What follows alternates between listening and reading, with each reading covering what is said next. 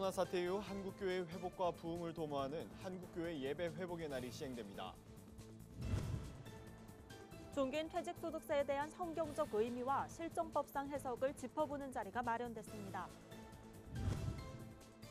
백색증으로 고통받고 있는 알비니안을 돕기 위해 국내 크리스천 배우들이 웹드라마를 제작하면서 주목을 받고 있습니다. 영상으로 쉽게 풀어낸 고전 작품을 통해 어린이들이 성경적 가치관을 배울 수 있는 온라인 콘텐츠가 관심을 모으고 있습니다. 전국 초중고등학생들을 대상으로 한 감사편지 공모전이 시작됐습니다. 안녕하십니까. 구티비 뉴스입니다. 코로나19는 한국 사회와 교회에 큰 변화를 가져왔습니다. 코로나 사태가 위기가 아닌 기회가 되려면 이전과 달라진 변화에 능동적으로 대응하는 노력이 필요할 텐데요. 이를 위해 한국교회 총연합이 교회의 새로운 회복과 부흥을 도모하는 한국교회 예배 회복의 날을 시행합니다. 교회가 시대를 앞서는 선제적 역할을 할 수 있도록 재정비하는 기회로 삼는다는 취지입니다. 오현근 기자의 보도입니다. 한국교회 총연합이 최근 대표회장과 상임회장단 회의를 열고 이달 31일을 한국교회 예배 회복의 날로 시행하겠다고 밝혔습니다. 장기간 코로나19 사태를 경험한 한국교회가 코로나가 종식된 이후의 모습을 내다보고 재정비하자는 의미를 담았습니다. 우리 한국교회가 무방비 상태에서 코로나19가 왔지 않습니까? 코로나19는 반달리즘의 문화를 가져왔고 그 반달리즘은 문화기 공연뿐만 아니라 한국교회 예배를 셧다운 시켰다고요. 예배 회복의 날은 우리가 선제적 대응을 하고 미리 준비해서 일제히 함께 예배를 회복하자, 그런 취지로 발의를 하게 된 것이죠. 한교총은 성령 강림주일이기도 한 5월 31일을 한국교회 예배 회복의 날로 지정하고 한국교회의 대사회적 전환을 모색할 계획입니다. 우선 코로나19로 인해 교회 사정에 맞춰 예배를 진행해 왔던 것을 일제히 현장 예배로 전환해 교회가 하나로 결집하는 효과를 기대하고 있습니다. 외적으로는 국민적 신뢰를 회복하고 내적으로는 흩어진 성도들의 신앙을 회복하겠다는 겁니다. 또 코로나 사태라는 어려운 시기를 맞은 만큼 그간 움츠렸던 사회를 깨우는 선제적인 역할을 담당하겠다는 의미도 내포한다고 한교총 측은 전했습니다. 이제 지금까지 드렸던 뻔한 예배, 또 이 뻔한 포맷 가지고는 그 현대인들을 교회로 모이게 할 수 없다고 봅니다. 우리 한국교회 예배도 가치와 본질은 우리가 붙잡되 새로운 뉴 포맷으로 설교도, 그리고 교회 운영과 모든 이러한 그 형태도 뉴 포맷으로 설정해야 된다. 그래서 교회의 자기 변화, 자기 혁신, 이걸 좀 강조하고 싶습니다. 이를 위해 한교총은 30개 회원교단 산하 5만 4천여 교회에 목회 서신으로 참여를 요청하는 한편 언론 광고와 기사를 통해 적극적으로 알리고 홍보할 예정입니다. 단순히 코로나 사태 이전으로 돌아가는 것이 아니라 포스트 코로나 시대에 희망이 되는 교회의 모습을 기대해 봅니다. 구티비 뉴스 오현근입니다. 교회의 재정 건강성과 신뢰 회복을 위한 연대단체 교회 재정 건강성 운동이 종교인 퇴직소득세에 대한 성경적 의미를 고찰하고 실정법상 문제점은 없는지 짚어보는 시간을 마련했습니다. 20대 국회에 계류 중인 종교인 퇴직소득세법 법률 개정안이 내달 21대 국회가 시작되면 폐지되기 때문입니다. 개정안은 2018년 이후 심우한 부분에 대해 발생한 퇴직금에만 소득세를 부과하겠다는 게 골자입니다. 교회 재정 건강성 운동 측은 종교인 퇴직소득에 대해 실정법 차원에서 검토해야 교회가 사회와 소통할 수 있다며 간담회 취지를 밝혔습니다. 발제자로 나선 최은호 회계사는 계류 중인 개정안은 종교인 퇴직소득에 대한 과세 범위를 규정해야 한다는 취지지만 2017년 이전에도 종교인은 소득세 납부 의무가 있었다며 2017년까지 종교인의 소득이 비과세 소득이었음을 전제로 발의한 개정안은 입법 의의가 없다고 주장했습니다. 남서울대 기독교윤리학과 문시영 교수는 교계가 퇴직소득 문제를 기습 처리한다는 비난과 정죄를 받고 있는 현실이 안타깝다며 종교인 퇴직소득 문제를 하나님 사랑, 이웃 사랑을 사회적으로 실현하는 공적 제자도 구현의 기회로 삼아야 한다고 제언했습니다.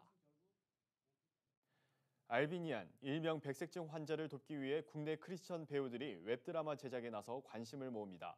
아프리카에서는 알비니안의 신체 일부를 갖게 되면 부를 얻을 수 있다는 미신이 있어서 실제로 팔다리가 잘리고 가죽이 벗겨지는 일들이 벌어지고 있는데요. 웹드라마를 통해 기도와 후원에 동참하는 사람들이 늘고 있다고 합니다. 보도에 조유현 기자입니다. 알비니아는 색소가 부족해 온몸이 하얗게 태어나는 피부암을 지닌 환자로 평균 40세를 넘기지 못합니다.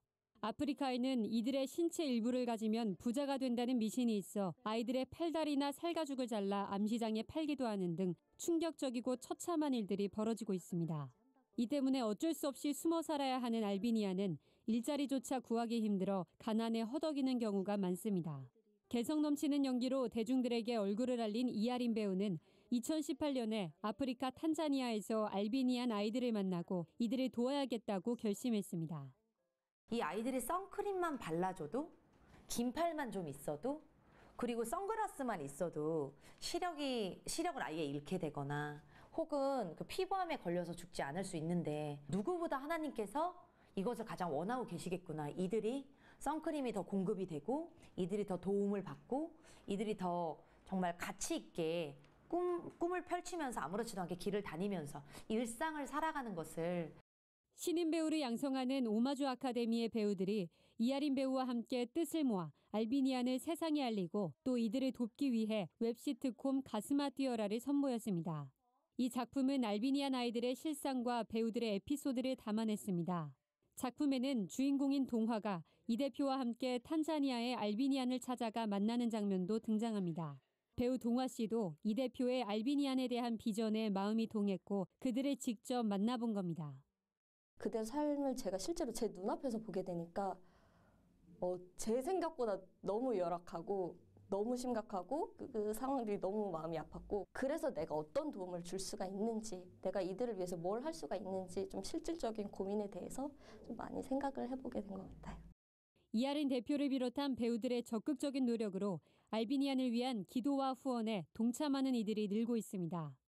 많은 사람들에게 알비니안에 대해서도 좀 알릴 수 있는 그런 통로가 된 것 같아서 그게 좀 뜻깊고 의미 있는 일에 참여하게 된 것 같아서 너무 설레고 기대됐었습니다. 웹시트콤 가슴아 뛰어라를 통해 고통받는 알비니안에 대한 기도와 관심이 확산되길 기대합니다. 구티비 뉴스 조유현입니다. 코로나19 사태가 장기화되면서 가정에서의 자녀 교육에 대해 고민하는 부모들이 많습니다. 이런 가운데 기독 작가들의 고전 문학을 통해 다음 세대에게 성경적 가치관을 가르쳐주는 온라인 컨텐츠가 있어 눈길을 끕니다. 오랫동안 사랑받아온 고전 걸리버 여행기의 줄거리가 성우의 생생한 내레이션과 함께 영상으로 펼쳐집니다.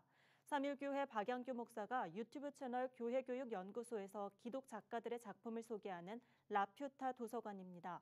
라퓨타는 걸리버 여행기에 나오는 하늘을 나는 섬의 이름으로 한국교회 다음 세대가 라퓨타 섬의 과학자들처럼 많은 사람들의 삶을 변화시킬 수 있길 바라는 마음을 담았습니다. 박양규 목사는 고전 작품에 녹아있는 성경적 가치관을 쉽게 전달하고 어린이들이 스스로 생각할 수 있도록 질문거리도 담았다며 다음 세대가 올바른 성경적 가치관을 배울 수 있는 온라인 컨텐츠로 쓰임받길 바란다고 밝혔습니다.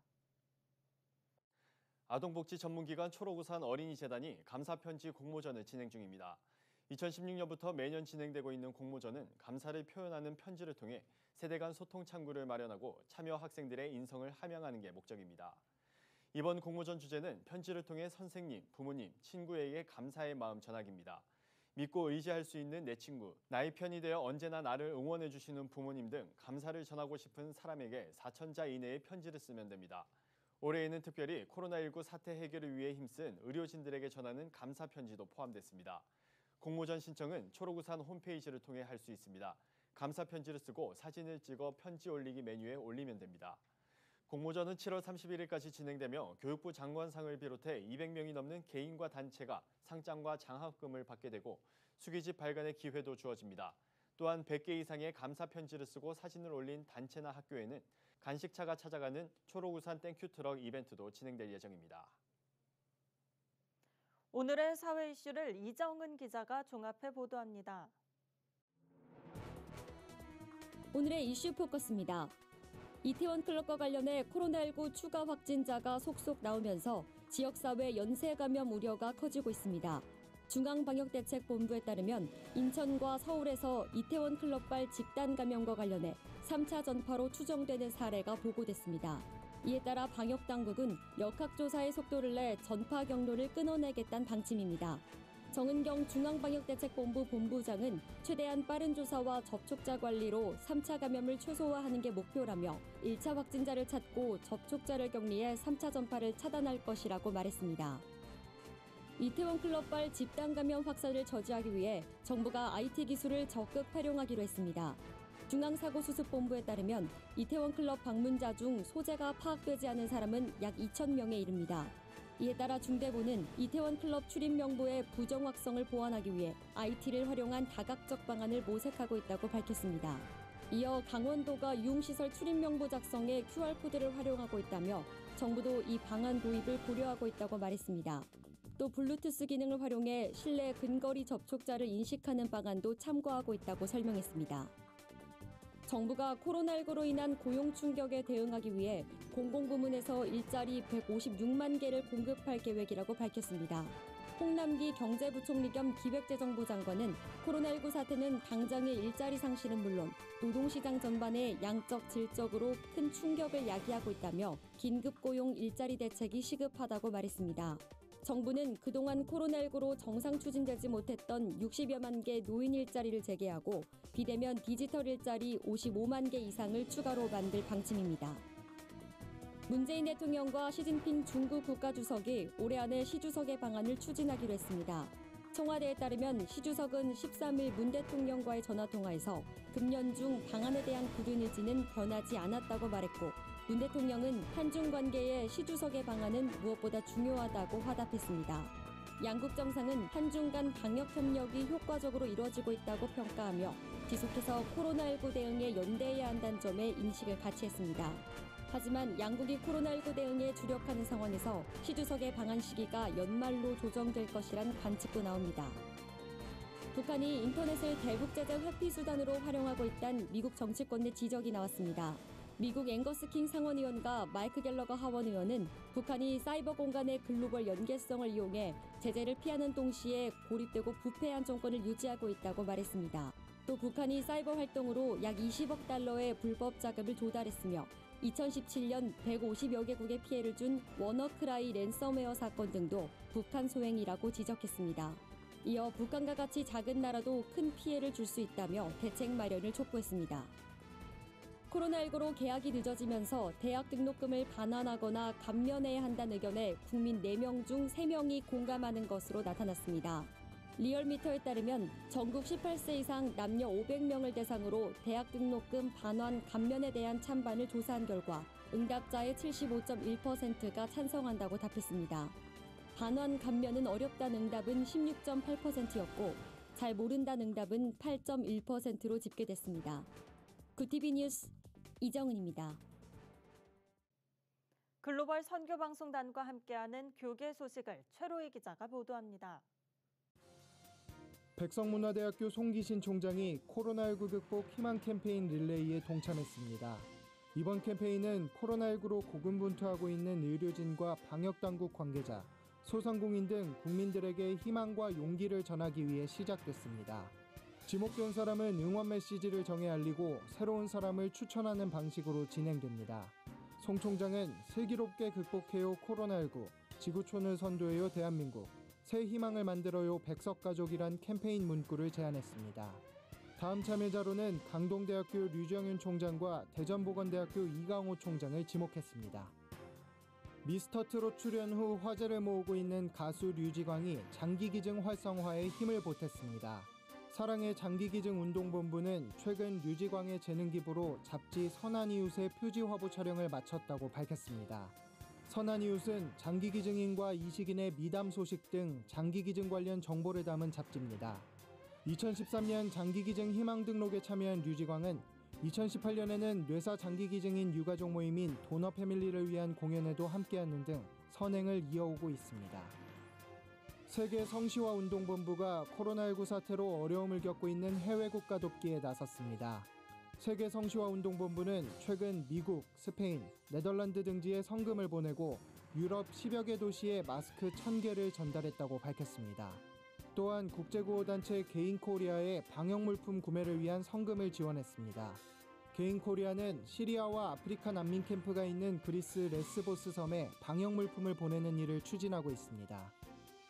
한국교회환경연구소가 29일 기독교 사회문제연구원에서 한국교회 환경교육 세미나를 개최합니다. 기후환경과 생물멸종에 직면한 신학의 논의를 주제로 열리는 이번 세미나는 동국대 바이오환경과학과 오충현 교수가 특강에 나섭니다. 특강 후에는 생물멸종과 동물권, 생물다양성과 신학에 대한 신학자들의 토론도 이어질 예정입니다. 세미나는 연구소 페이스북 페이지를 통해 온라인 생중계됩니다. 한국교회 생명신학포럼과 한국복음주의교회연합이 오는 6월 4일 경기도 수원 광교산울교회에서 제4회 한국교회 생명신학포럼을 개최합니다. 코로나19 이후 한국사회와 교회를 주제로 한 이번 포럼은 주관단체인 기독교 환경교육센터 산림을 비롯해 교계단체 30여 곳이 참여할 예정입니다. 강사로는 노영상 예장통합총회 한국교회 연구원장, 이승무 순환경제연구소장, 내일을 여는 집 이준모 목사, 조샘 한국인터서브 선교회 대표 등이 참석합니다. 북한 인권 문제를 다룬 창작 뮤지컬 평양마켓의 온라인 공연을 위한 스토리 펀딩이 진행됩니다. 뮤지컬 제작사인 신박한 제작소는 코로나19로 취소된 평양마켓의 온라인 공연을 위해 펀딩을 진행한다고 밝혔습니다. 펀딩에 참여하면 휴대전화와 노트북으로 공연을 관람할 수 있는 온라인 입장권이 제공됩니다. 스토리 펀딩은 오는 6월 14일까지 진행되며 작품은 6월 22일부터 7월 31일까지 상영됩니다. 굿TV 뉴스 최로입니다. 코로나19로 예배가 중단되는 초유의 사태가 일어났지만 한국교회는 늘 그렇듯이 잘 이겨냈습니다. 언젠가 코로나는 지나가겠지만 달라진 환경에 대처하는 건 과제로 남았습니다. 오는 31일 한국교회 예배 회복의 날을 통해 한국교회가 초대교회의 영성을 되찾고 어두운 세상에 빛이 되길 기대해봅니다. 이상으로 뉴스를 마칩니다. 오늘도 함께해 주신 여러분 고맙습니다.